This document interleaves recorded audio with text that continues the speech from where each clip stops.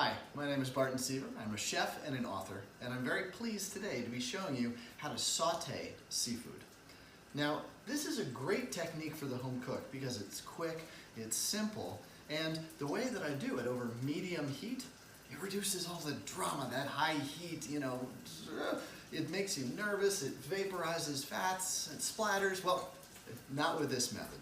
So what I've done, in a hot saute pan over about medium heat, I saute fish skin side down.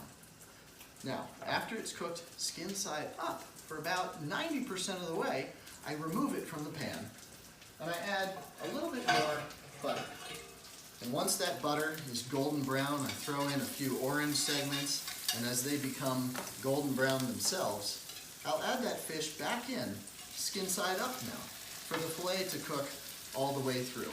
Now that only takes just a few seconds. I'd say we're done.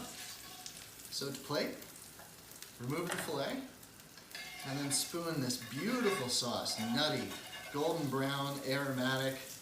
The oranges are caramelized. And this is a fun, easy sauce that you can do quite easily. This is a technique